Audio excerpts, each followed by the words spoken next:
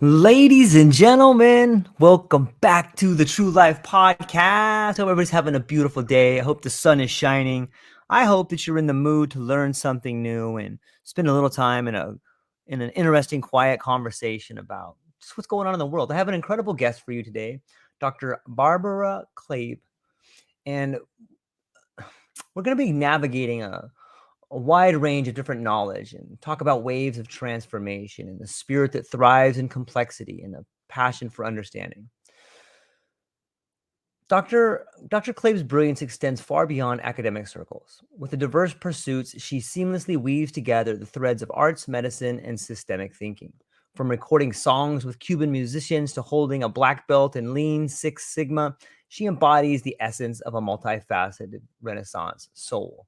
So I hope you'll join us in celebrating the dynamism of Dr. Barbara Kleeb, who not only grasps the complexity of various fields, but also empowers others to rise from being stuck to flowing effortlessly. Dr. Barbara, thanks for being here today. How are you? Great, thank you. A little bit tired, but great. If I feel the Hawaiian energy coming to Switzerland, even better. Yeah. Isn't it interesting and such a wonderful time where I can be in Hawaii and you can be in Switzerland and we can have a conversation like this? Yes, that's wonderful. I agree too. What maybe you could give people a little bit of a background on who you are and what you got going on these days. Um, I'm, who I am is always a very deep and a question. I start with my what I've done. Yeah. So I've done quite a few things. My first profession that I learned was photographer, and before finishing it, I started to study medicine and I specialized in gynecology and obstetrics.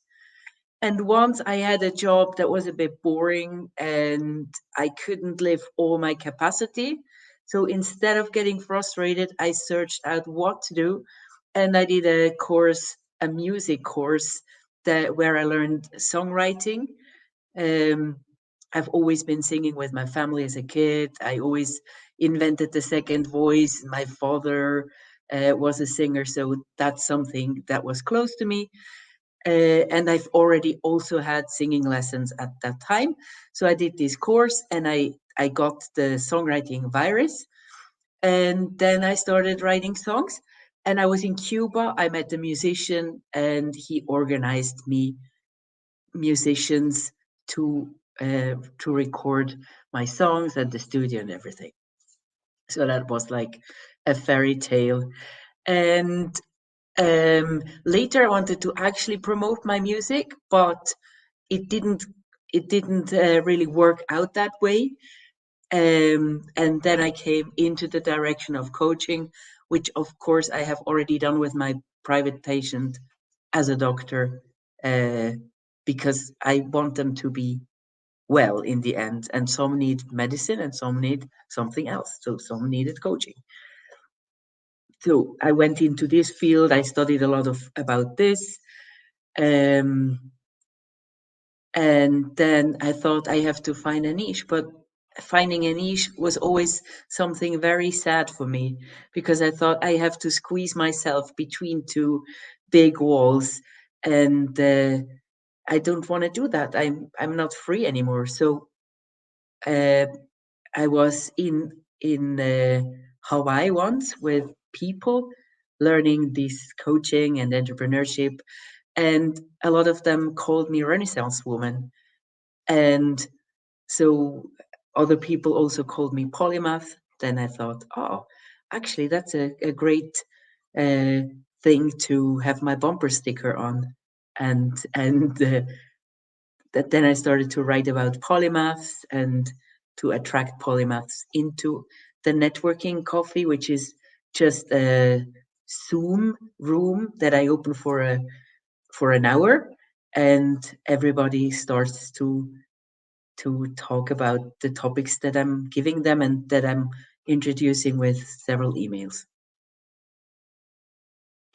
I think it's wonderful and I'm glad that you do it. I think getting people together to discuss about how to live a meaningful life on some level. And I think what you said about being put into a niche really it really takes away from a meaningful life sometimes. Like we're so much more than what we do every day. We're so much more than the labels we give ourselves. And sometimes that can be really limiting and it can lead to limiting beliefs. And if you just take some time, whether it's singing or songwriting or finding a hobby that you enjoy, I really think you can begin to expand your awareness and start to live more of a full life. Is that, maybe you can touch on that a little bit? Yeah, I totally agree with you on that. And I mean, I call what I'm doing coaching, but to be honest, I'm doing a lot of things from the realm of healing. Since I started to study medicine, I studied homeopathy. I do plant medicine, acupuncture. I didn't do those three things, but it's to have the awareness and the openness and to think in different medical systems. I think that's very important because doctors would just say it doesn't work. It's like a drop of blah blah in the ocean, and yeah, they're having another life than me.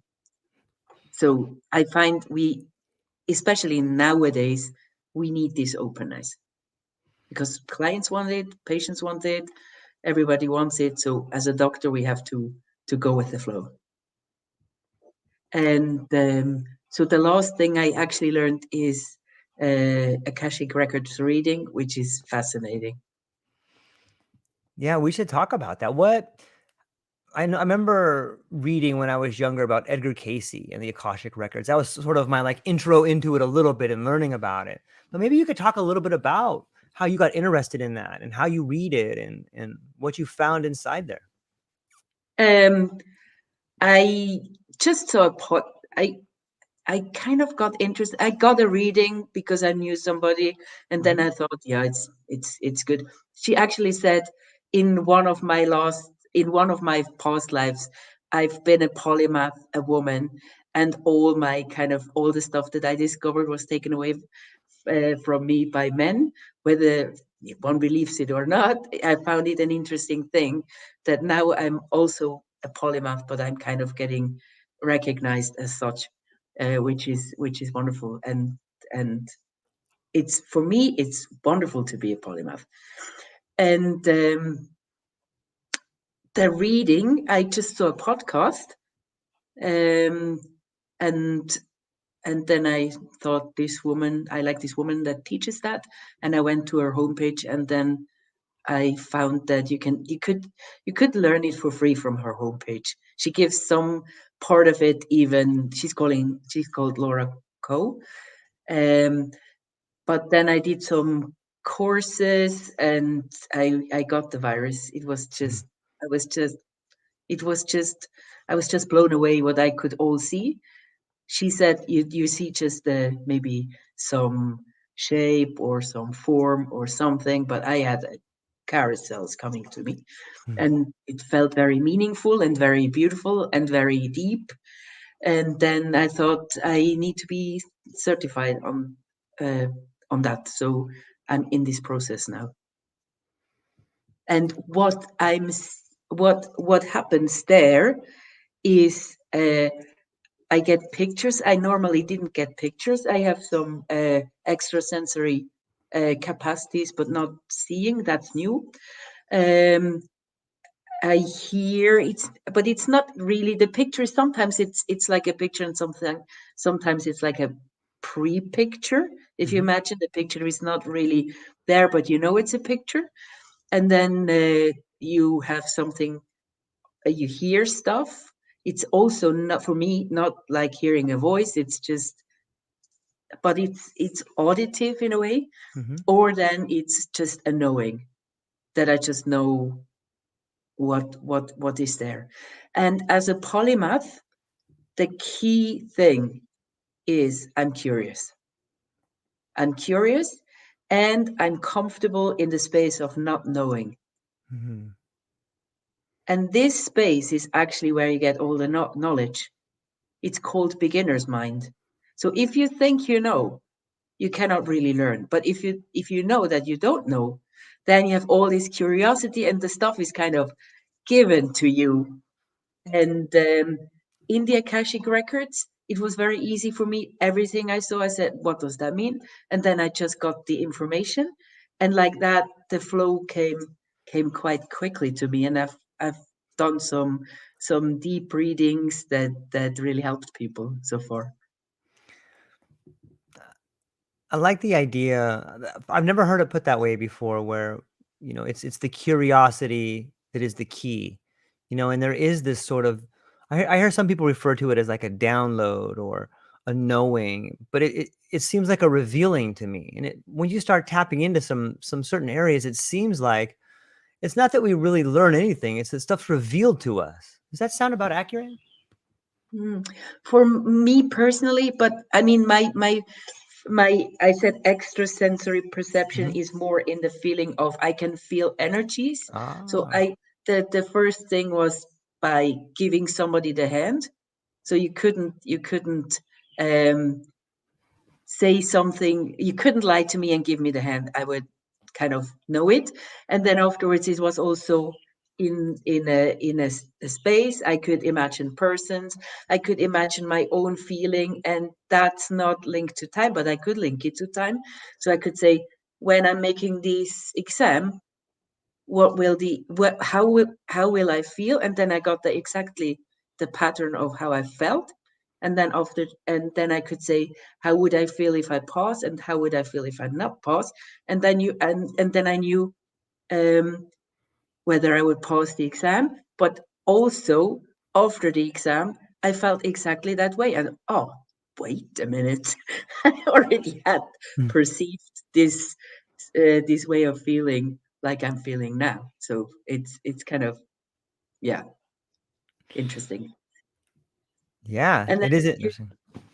and then I could also perceive people that were not there, that I have never met, how they are. I could describe that. So it kind of developed, this sense developed. I think if we have those senses, we have to work with them, but we have to also work with them in a way that we can verify them, or at least that's my attitude towards it.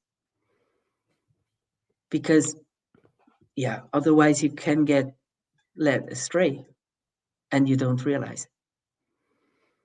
Yeah. How do you verify it though? Like, I mean, is it like a feeling of verification, or it seems kind of slippery? No, I find the way that I just described, did I Mm, pass the test? How did I feel mm, afterwards? That was verifiable. right. And the thing to actually get there is to not follow the loud voices in the head, but follow the very, very fine tones and sensations. Not like, yeah, I'm happy today. Then that's not a such a sense is very, very quiet. So you have to actually um, learn the skill of listening to that, is my take on it. Do you feel it's like similar to listening to your heart? Like I hear a lot of people say, listen to your heart or listen to the voice inside. Was that kind of similar?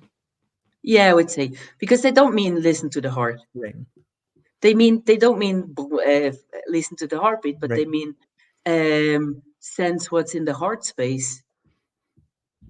And and with these senses, you can sense different parts of your body and focus on them.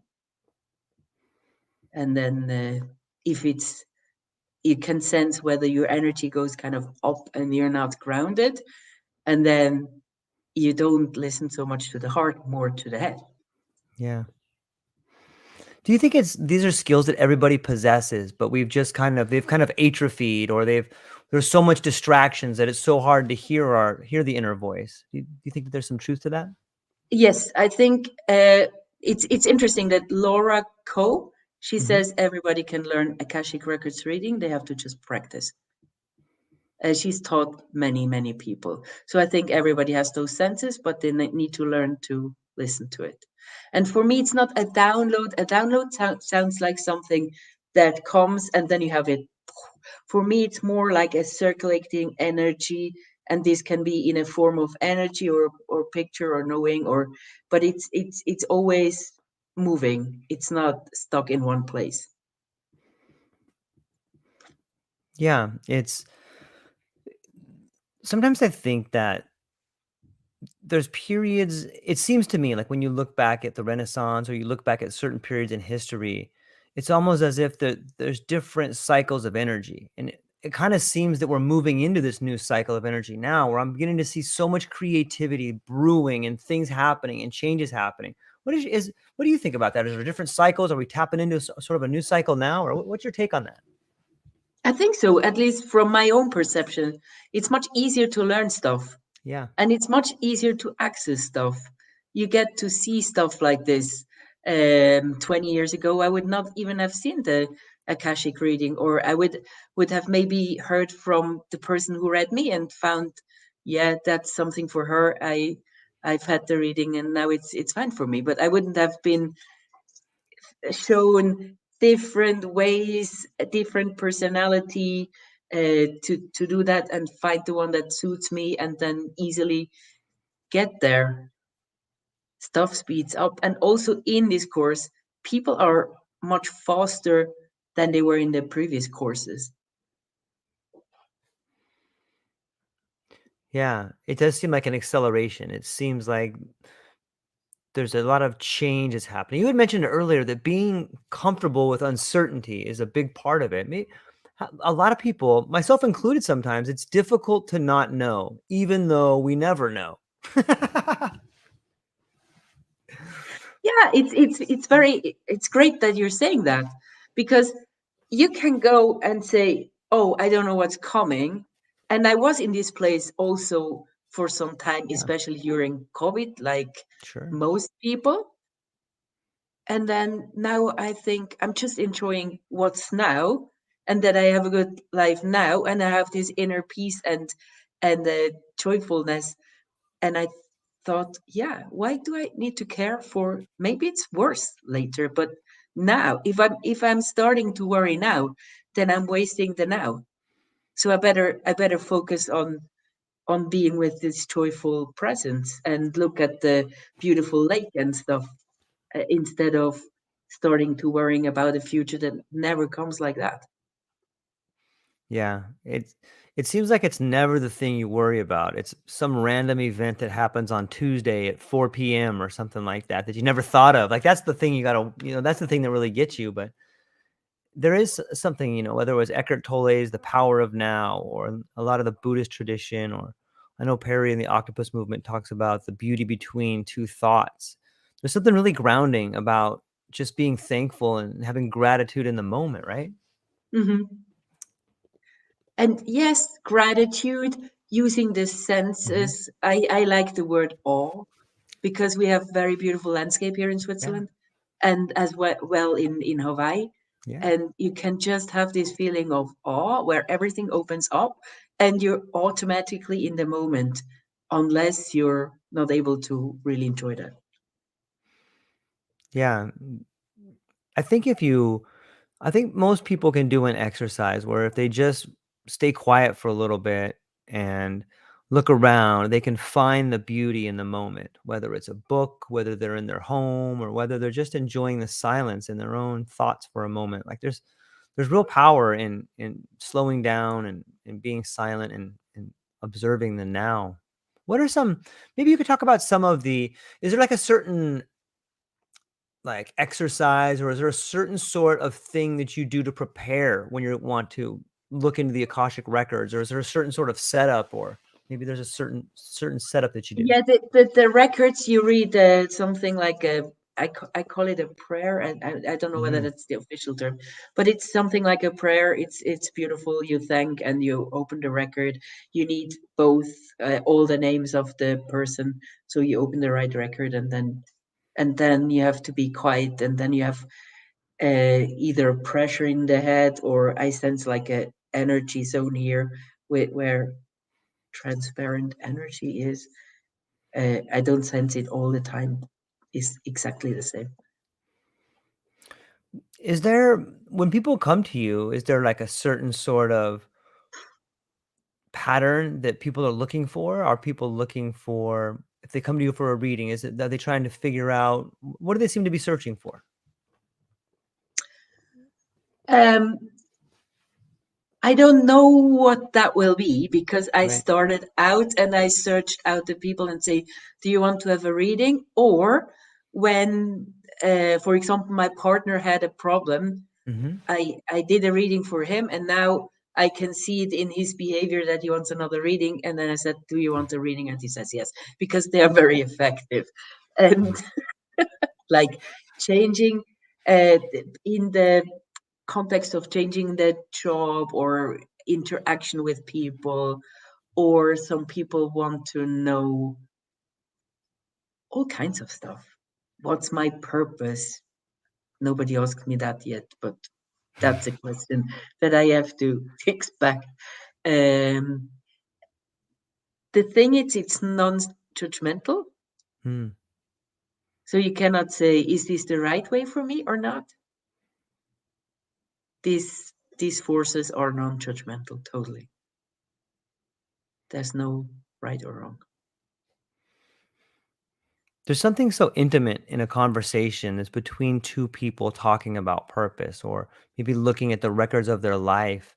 It seems like on some level, and maybe just in my life or in other people's lives that I've spoken to, but that seems to have gone missing on some level. And maybe that's sort of the spiritual transfer that's happening when you sit down with someone. Yeah, but I mean, the thing I'm doing is I start a conversation. Hmm. That's the normal thing. I start a conversation, and then I'm getting somewhere where the if I'm doing a coaching, the coachee is stuck. Maybe it's something that he doesn't know or she doesn't know, or a mindset or a trauma or whatever. And then I look, which of the many tools in my toolbox would be the suiting tool to help this person. And then if it's not the first coaching, then they can even choose what works better for them. So that's why it's great to be a polymath and have learned so many things, that I can just take the right tool out of the toolbox. Do you ever like score it with music? Like it seems to me that music might be a good bridge to put people in a certain state, or it may be a way in which someone afterwards can use music to think about the stuff that was said. But do you ever incorporate music into it? Thank you for the tip. I haven't done it yet, but I'm doing a coaching course with polymaths Hmm. to teach them all kinds of healing modalities, and it's a 12 weeks meditation course as well. And there, in one of the sessions, we sang one of my songs. It's called The Laughter, and then the chorus, you can just make the laughing sound. And I made them dance after the meditation, because that brings you into a flow. And I have a kind of a complete complex thing where you link to all your positive emotions of your childhood, so that you get into a really uplifted state, and that holds for the whole day. Yeah, it sounds powerful. There's something to be said about the way we use our body and the link between the body and the mind. And when I look back at some of the indigenous traditions, they would have all kinds of unique dances, or where they would dance for hours and get into an ecstatic state or a different state of awareness. It's pretty amazing to think about. Yes, it is. Or Yeah. drum or singing, or so you kind of, I think you can do that. They can just sing themselves into a trance state. What is that a relationship to resonance? Do you think, like singing and dancing? Are you putting out a certain vibration that is calling out to a vibration on the planet, or are you syncing with a vibration on the planet? Is there a resonance there? With the singing, Sure. mm, uh, mm, rarely. There are some jam sessions at the Lake of Zurich sometimes, Hmm. and but and then certain moments there, I can kind of like sing, like the earth would sing through me, but they're Mm, very short moments, and it's not the right space and the right people to do that long term. But that would be something that one could cultivate. And then, I mean, the voice is an important instrument in leadership. yeah. And I mean, as a doctor, I sometimes need to lead through situations that are not easy. And if I can use my voice and my body in a way that is really conscious, then I can just lead and people have no fear because I'm I'm aware and I'm there for them. And this starts for me. I have a point in my body where I start, that is in my back, where I kind of I ground myself and I hold myself in a special way, and then it's much easier to deal with things like that. Yeah, it's interesting that it kind of reminds me of the different yoga positions, how some people choose different positions to help them get in different states. But that takes us back to the body and healing modalities. What what role do you think that when we look at artwork, I think that artwork is often inspired by different states of awareness and how maybe you could speak to that a little bit, the relationship between maybe the Akashic records, awareness, and artwork. I would leave the Akashic records out of it because I think the Akashic records is something that we are just given. Mm, And intuition, you have to not use your intuition there. Because if you use your own intuition there, then you're getting to a smaller picture. And the Akashic record itself gives you a big picture. So, but intuition and art. So when I'm writing a poem or a song or so, yeah. I'm getting into and I just got aware of it. I didn't do it intentionally, but it's a very slight trance state that I'm getting, and then I'm in flow, and the stuff just comes to me quite quick if I want to if I have this density of emotions or a topic that even is hurtful for me that I want to write a song about. And then I get into this state which is more relaxed than normal, like not really a trance state, but it's into this direction. And then I can just write it, and then it's mostly good, and then I can just make small corrections, and that's it. So it's very fast. Yeah, it almost sounds like a receiver. Like on some level, you're the receiver and it's kind of flowing through you. Yeah, but that would be channeling, and it's not. Mm, It's I mean, part of it might be channeling. I think it's multifaceted. okay. As a polymath, I have the information from maybe some part is channeled, and then other parts is my what I've learned, and then other parts are coming from my own experience and stuff like this, and I can quickly access those. Yeah. Hmm.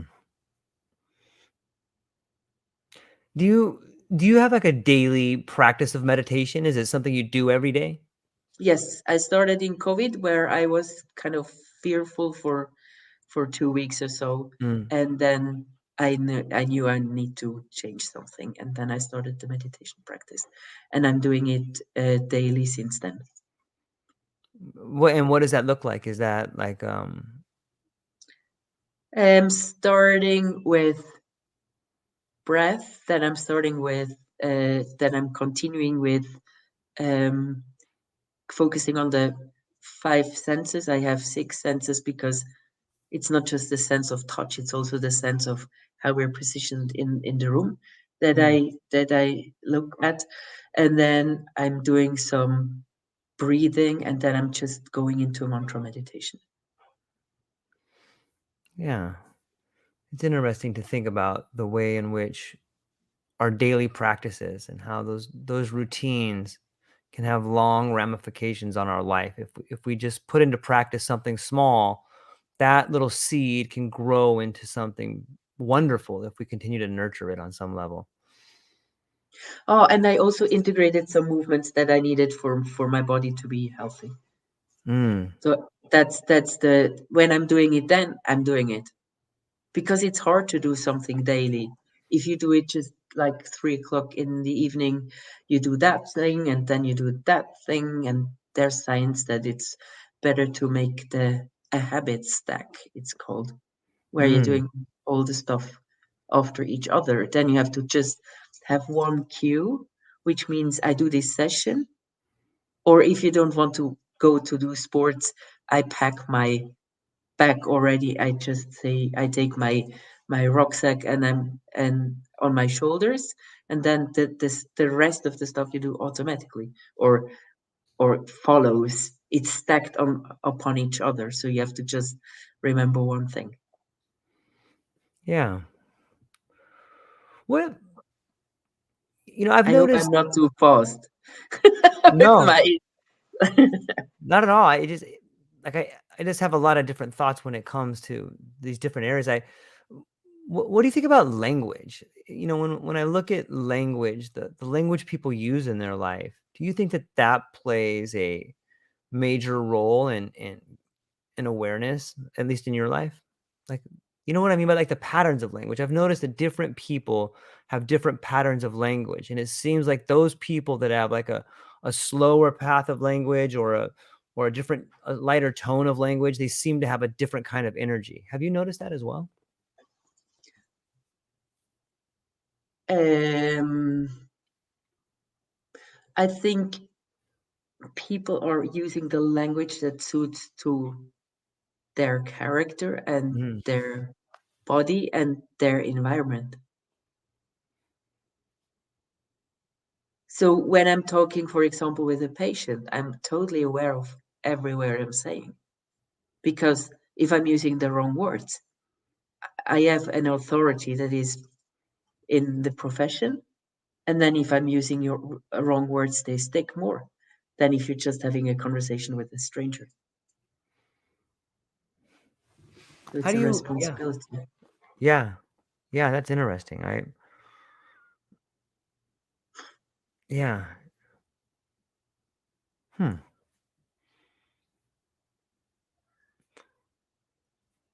Maybe you could. Is there a certain when you look back at some of the coaching that you've done for people, is there a certain transformative experience that stands out to you that you can share? Um, can I first say something to the language? Yeah, of course, absolutely. Yeah, Because I think it's also very important to look at the voices we have in our head. yeah. I've trained a year long in a coaching that was looking at the voices in the head. They called it saboteurs. Hmm. So when you're aware of those, then you can also have a more relaxed life and not let them just self sabotage you.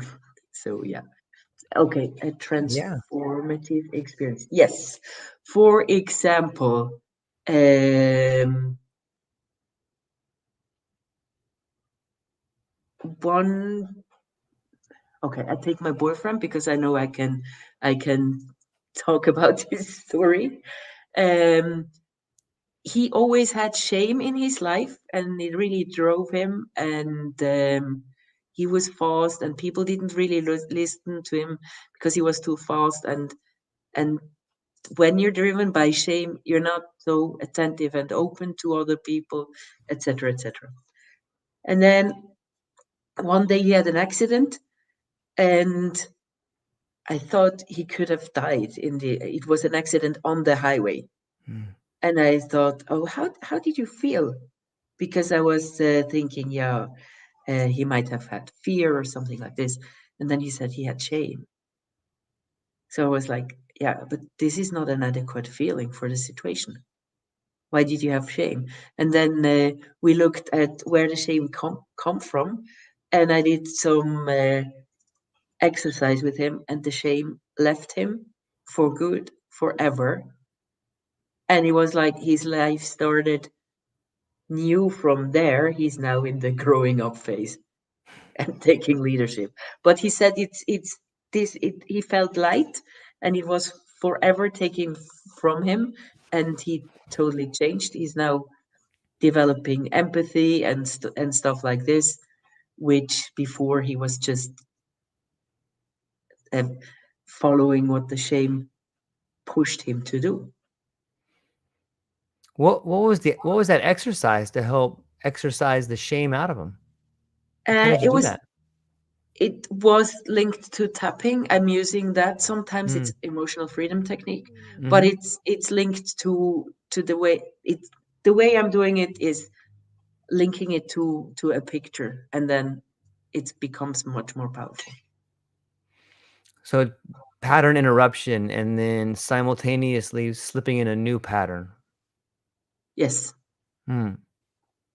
it's a kind of a. I mean, tapping is very powerful. It has been done with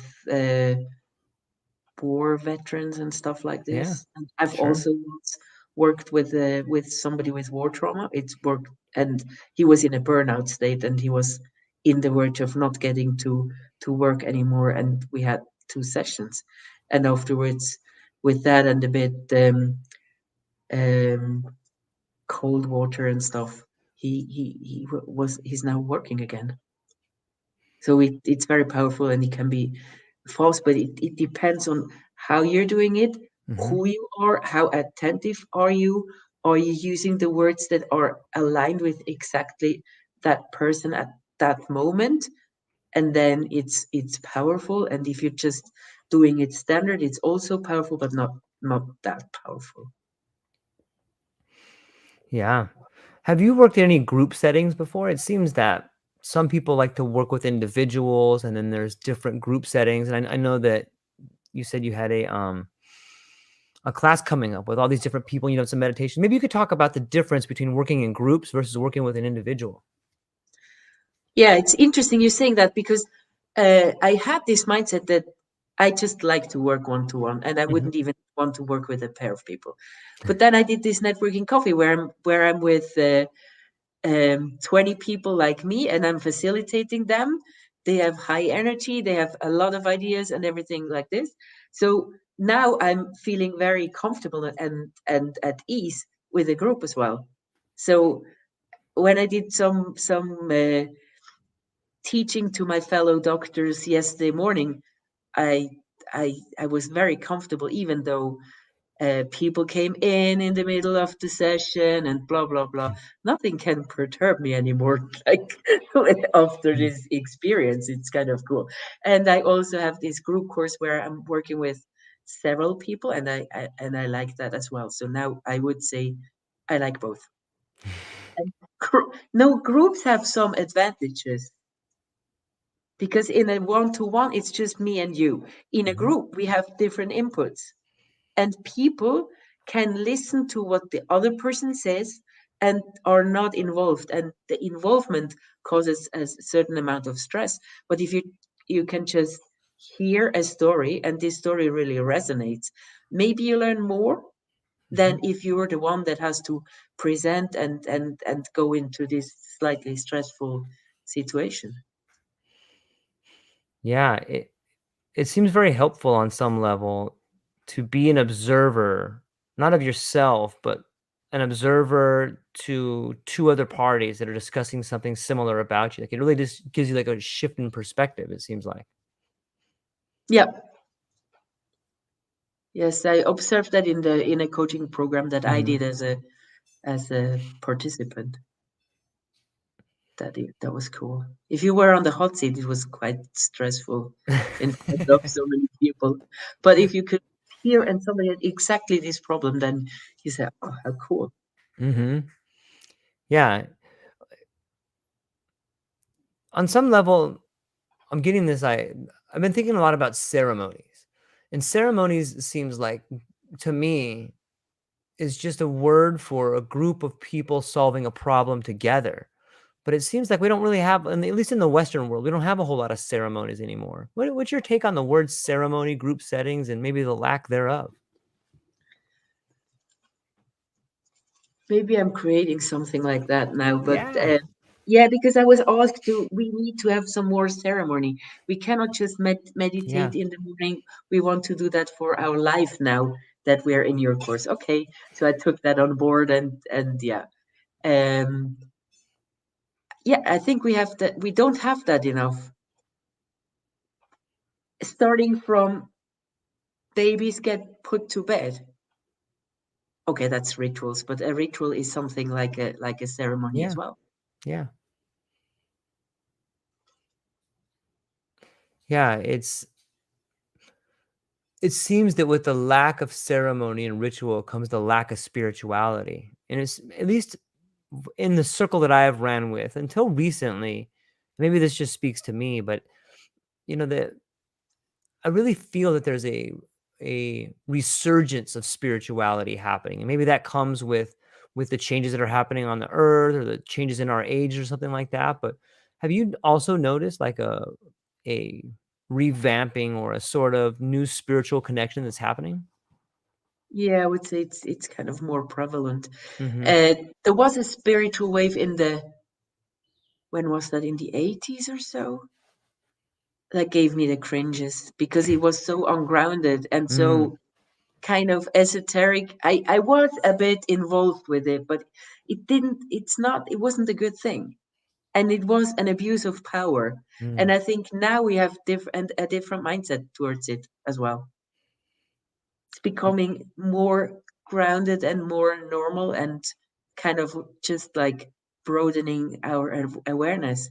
And there are instances where spirituality is very important. For example, if you have somebody who died hmm. in your proximity, then you need some spirituality. If you don't have it, it's much harder to bear.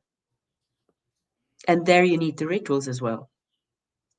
And people coming together, making music together, sitting Hmm. somewhere together and hugging each other and knowing you're not alone, and then eating together and having a conversation. So there the rituals are still intact, and I think they're very important. Yeah, it's interesting that you bring up the ritual and the spirituality around death. It seems like that's so much of what drives us in modern consumer culture is this race from the hospital to the graveyard. It's like we're so caught up in just consuming and racing. It seems like it just could be a giant fear of death. There is some there. Oh, sorry, my Yeah, no problem. Take your time. with a current temperature of 7 degrees Celsius. Okay, sorry. No Uh, problem. yeah, there is a spiritual writer on LinkedIn that I'm connected with and interacting with, and he said it's mostly people are motivated by fear of death. Mm.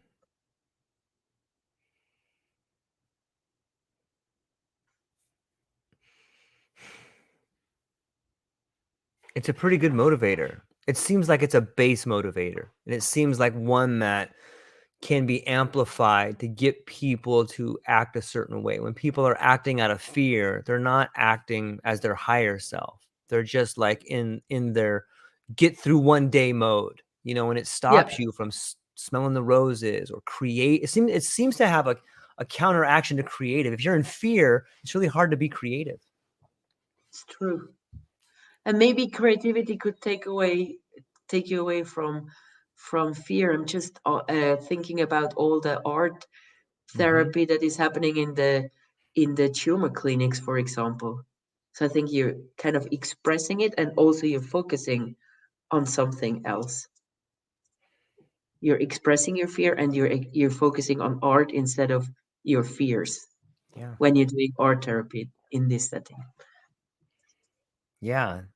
It would be interesting to, and maybe this has been done before, but it would be interesting to see the neurofeedback from someone in a creative state versus someone who's in a fearful state. Not that I want to put someone in a fearful state and like measure them, but like, it would be interesting to see the changes that are happening with the brainwaves on some level. It's the brainwaves, and it's the places in the brain. The for example, there's a study that shows that the amygdala in the part of the limbic system that creates the emotional loops shrinks when you're doing regular meditation. And then there's this left brain, right brain discussion that's coming up now. There was an old one that was not right, but the I think the right brain is the one that is more with linked with sense making and seeing the big picture and stuff like this. Yeah, I think Ian McGilchrist has written a couple books about it. One was called The Master and the Emissary, and then his latest one is called The Matter with Things. And he talks about the way in which the right hemisphere has this big picture and it can understand like the symbolic meaning of things. And then the left hemisphere is like this analytical scalpel that just wants to put everything in words and chop it down real fine and make it super simple. Yes, exactly. And he was discussing my networking coffee. I didn't get to this idea, and people said, read the book. I tried to find it. I didn't find it in this bookshop that I tried. So I went to see some videos, which I like more, because then you see how the people are as persons and how they interact with each other. And I've seen, I've studied him in several videos, so I have some knowledge about this topic, but I haven't read the book actually. Have you? You know, I've read The Master and His Emissary, but I haven't read his new 2-volume set. I've seen some of the videos too where he goes on and speaks about the different chapters and stuff, and Yeah. I admire that too. It's it's really interesting in this time, and just as we're talking about it, it makes me think you can really get a different perspective when you can watch the author talk about the book that he wrote and then the words that he wrote. It's almost like another dimension of learning. Yes. Yes, and I love that more than just reading the book. Yeah, And sometimes, it's interesting. reading the book is better because you have your own fantasy in it. So I wouldn't exclude it, but for me personally, I love the videos. Yeah, I see what you're saying. It's nice to create the own video in your head, but it's also nice to get to see the other modalities and just using all of your senses to absorb the information versus just one or two of the senses. Yes. But I think we should maybe do both. Maybe I should Yeah. read more. Yeah, I think it's important. There's another great book by Marshall McLuhan called The Gutenberg Galaxy, and in that book, he talks about how the printing press shifted our awareness because it gave us ideas like exact repeatability. When the book came out, all of a sudden, I could tell you exactly what the author said instead of it being more of a story where I had to translate it and give it to you in my way and put my filter on it. And it's more of a living language in that time versus exact repeatability. Here's what they boom, boom, boom. Kind of an interesting thing to think about. Yeah, yeah. Sounds like. No, it's Yeah. really an interesting thought. It Yeah. kind of opens many doors. Yeah, it does. It's interesting. In Yeah. some ways, I feel like that's the same. That's what today's world is doing. Like when you can interact with AI in a way, like I think it's shifting our sense ratios a little bit. Like you said earlier, it's really cool to watch the author, to watch Ian McGilchrist have the book, and you can absorb it in a different way. And if you absorb it in a different way, that has to change the way the output comes, right? If you're taking it in differently, the way it comes out has got to be different as well, I would think. Yeah. Yeah, and the author cannot just write a book. He has to also be a presentable personality. But Yeah. the ones who aren't, they don't have to go on so many videos like Ian Mm-hmm. McGilchrist, who is kind of fun to watch, at least for me. Yeah, me too. And he's a polymath, by the way. Imagine that. Yeah, some of the pages I have to read it like 5 times and just be like, wait a minute, there's a lot in this one sentence right here. I need to stop for a minute, and that's half the fun of it too, because I guess that gets us back to why reading is cool. If you stop, for me, I have like a ton of highlighters, and I'll just highlight this particular sentence and then be like, okay, I can't even get past this page. I got to think about this for a little bit. That's fun to do, right? Yeah. I also like the highlighting the stuff to actually memorize. Do you think that that's something in your future as a book? Are you gonna maybe put out some books? Give me an idea. Like maybe a book about the relationship between getting yourself into reading the Akashic records and then translating that to a group setting. Like I would read. You should write a book. I would totally read it. Yeah, but that's too peripheral from all the stuff I'm doing. It should involve more. That's like me. It would kind of squeeze me in. If Yeah. I were totally into doing just that, but I don't think so, because I also like to teach. I also like Mhm. to do the coaching. I also like to do, yeah, I like to do the many things, and the art is to bring it together and still make a business out of it in a Yeah. world where business is led in a totally opposite way. Yeah. It's interesting to think about where we're going and people that are built. It's I think it's fascinating to see the way in which business is changing. It seems like so much of the old business models is dying on some level. You have any thoughts on that? I think, okay, when I was a kid, I was sitting on a tree and I was having philosophical discussions with myself. And the discussions were, if I have shares, somebody has to work for those. And somebody, if I'm making a profit, somebody somewhere gets exploited for it. So it was clear for me as a kid already. I'm not so much into economy. That's why I'm Right. taking this thing. And then my consequence was not to have shares, which maybe was a bit dumb. I don't know, but ethically, I thought it was not the thing for me to do. And I think we've actually exploited too much now. I mean, in Switzerland, we're at least looking after the water. In England, it's so that they can even let the water out into the rivers, if and they're getting more and more loose with those laws. So that breaks my heart, because people cannot go swimming anymore, and very few people make a profit from that. So that has to really change. We cannot go on like this. Or when I'm working in a hospital, and in some actions we have to throw away the iron instruments because it's said to be cheaper. But if that's cheaper, then somebody has to bleed for that. Either it's the earth or a child labor child or whatever. I don't believe that this is actually a good thing to do, to take resources and just throw them away. And I think a lot of people are getting aware of that, and they kind of really start to look after the resources better. And first, economy started with doing the marketing and behaving as if they were doing that, uh, big businesses, Mhm. and thought that was enough. But I don't think it will be enough in the future. Yeah. So I think we're actually looking after, more people are looking after the the balance, or I don't know what to say for that, or for the systemic impact on economy on everybody.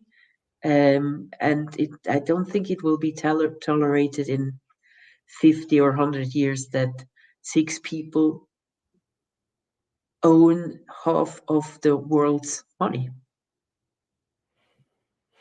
Yeah. and everybody gets poorer and poorer, and their struggle. I have sometimes patients who have three professions to get over to get a living, and I don't think that's fair. Yeah, I agree 100%. In some ways, it seems fractal to me. Like the way we destroy the earth, we destroy ourselves, and you can Yeah, see it in our communities. Like the more we extract whatever wealth, the more we extract from who we are as human beings. It's sad. it's true. I And know. I wonder what when it has started. I have this discussion with my boyfriend many times. I think it started when we were uh, owning land or something like this, or when we were Mm, sitting in one place. Because if you just yeah. move around, then you have to be friendly to the stranger who crosses your path. Yeah, I read somewhere that one of the longest standing structures is the Grain Tower of Jericho, and that particular grain structure was the beginning of the idea of surplus. And when you have surplus, then you start having wars because all you have to do is just sit there, and then you start building this up, and then people are like, "Hey, they have all this stuff over there. Let's go get it," And they say they had giant boulders they could push off the Tower of Jericho to like smash people that would take their stuff, and like, but yeah, hunting and gathering, I think, seems to be a way where everyone has the communal land. And when you maybe it's the concept of mine or me, maybe that has something to do with it too. Yeah, because I mean, we are not the first ones that have Yeah. narcissists. If you look in a gallery of a castle, how do people look like? You can see that in the faces. They were also that the governing classes were often narcissistic. Mm-hmm. Giant life-size pictures of themselves. Yes, Like that's so crazy. Look at this and picture of they don't me. they don't they don't exert much empathy on those pictures, but and then they were marrying each other, and they yeah. No wonder we're so messed up. Look where we came Yes, from. exactly. And those were the role models we looked up to. No.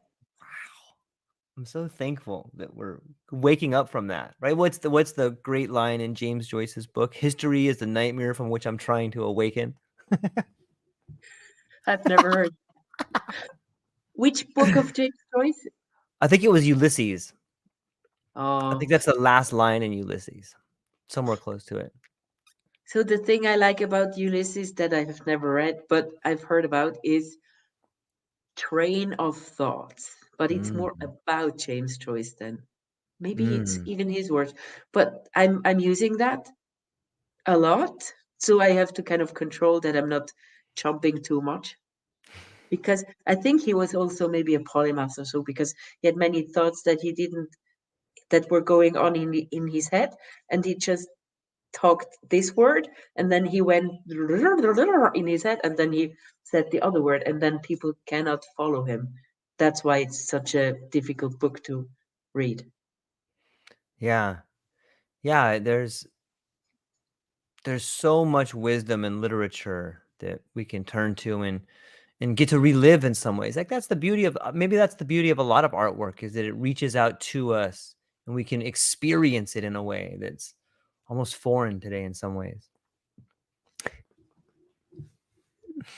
So when now I'm curious also where you come from and whether you may be a polymath.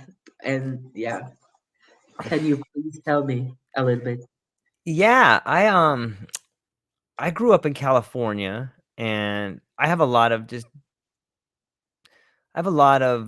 different ideas about things. And when I went to school, I had a lot of problems in not getting real good grades. I wasn't bad, but I didn't understand things, and for me, like I couldn't solve math problems, especially word problems, because it was like this train leaves New York going 100 miles an hour, and this train leaves over here going 75 miles an hour. My question was like, how many turns are on the track on the north one, and what equipment is the train from the south hauling? How many cars does it have? And my teacher would be like, that's irrelevant. And I'm like, that's no, no, no, that's imperative. Like we have to figure that out. Otherwise, we can't even do the math. And the teacher would be like, George, you're making it way too complicated. And I'm like, no, no, no, you are not telling me all the facts. It's like I couldn't, like I would never be able to solve Ah, the problems, And then the teachers would be like, I get a bad grade. And my parents would be like, how come you can't do that? And I'm like, it doesn't make any sense. We don't even have the information. There's no point in doing that. Like, that's not even going to be the answer. And so like, that was like that's where I realized I was like a little bit different than people.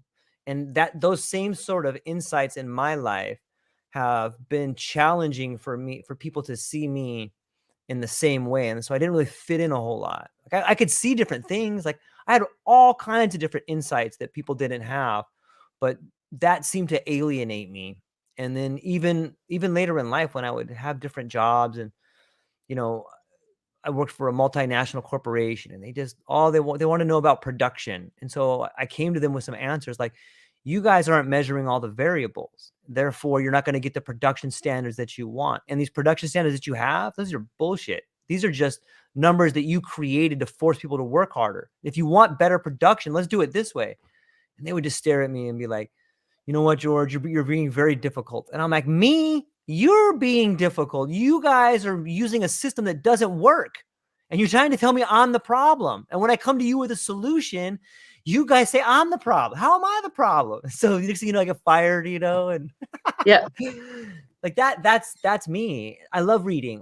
That's why I do this podcast. I get to talk to you and so many different people. And like, I can't, it's very fulfilling for me to get to have 2 to 3 different conversations with 3 or 4 different people who think completely different. Like, that fulfills me on a level that I've never been fulfilled before.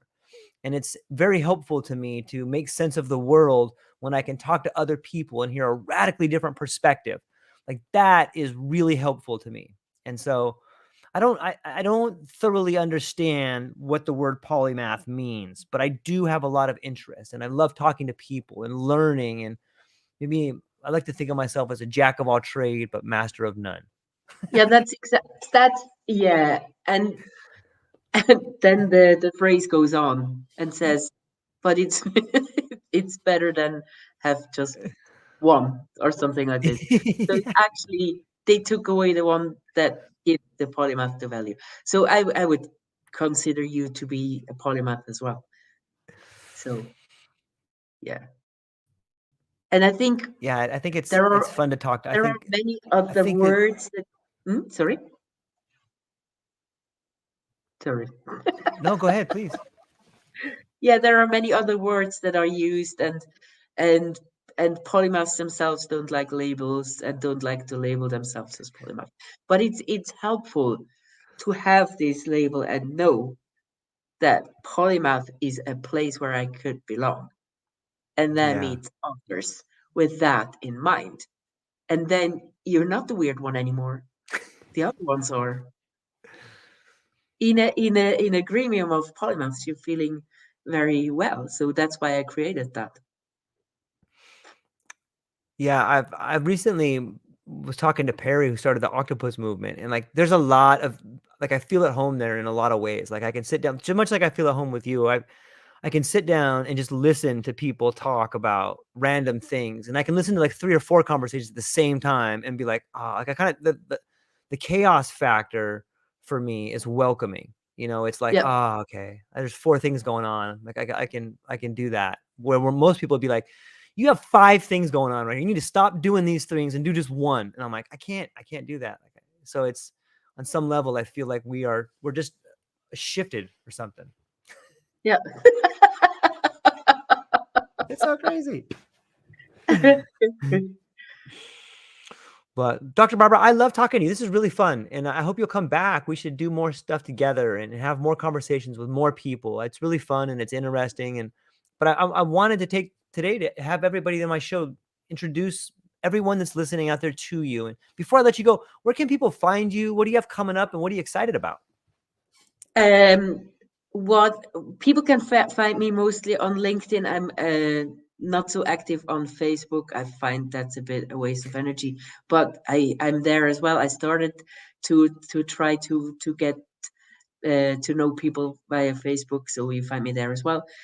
And I'm having the networking coffee, and I'm having some projects that are just on the wall there. So I'm not wanting to.